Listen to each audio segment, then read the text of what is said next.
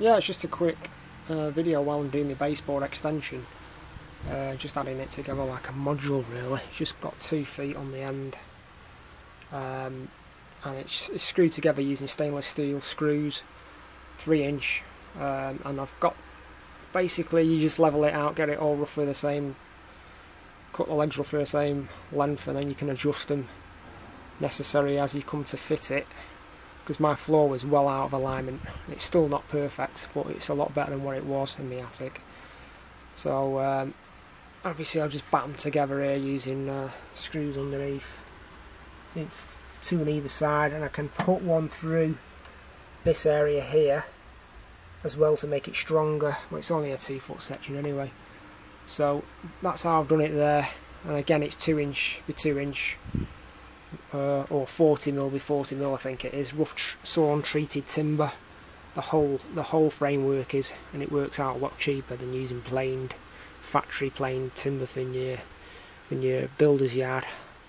And for the actual tops, the actual baseboards are just plain attic boarding, and the reason being is, again, it's a lot cheaper than conventional plywood, etc.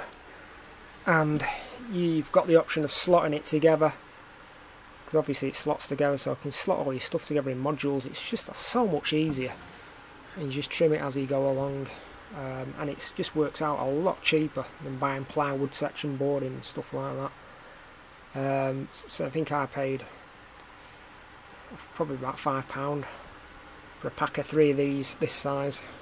Obviously I've cut this to length. You can get wider sections than that, but it is cheap.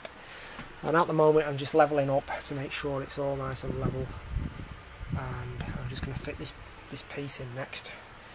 And it's just a quick, sorry I forgot to mention, I actually use plastic shims as well. If there's any slight gaps on the bottom, I'll just shim them with plastic shims and put the brackets on to secure the legs, make sure the legs are straight.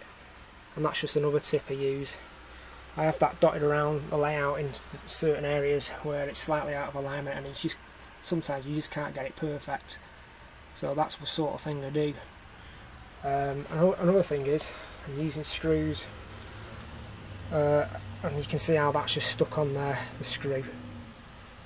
And obviously what I do, I'll get my magnetizer tool and shove that around the tip of your screwdriver, etc., or drill driver, or whatever driver you're using. It makes it a lot easier to put your screws in then, because it sticks to your screwdriver, your drill or your screwdriver. That's another. Yeah, so you can see how that's fitted in now. The piece of loft flooring has fitted in quite nicely. It's not even fixed in position yet, but I will do that with smaller screws, and I'll just continue the scenic footage on the back. Probably move that station back and these 3 tracks right back. Obviously I've got to add another piece in here, but I might have to cut around this beam, so I'll show the next stage in a minute.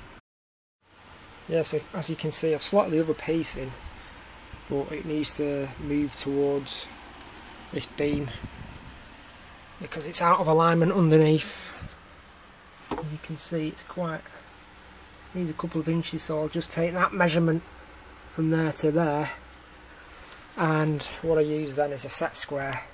Put that up against the edge to get a nice straight line, and then obviously draw a line 2 inches in and just make a cut out, and it'll all slot in nicely. Then I can screw it down then.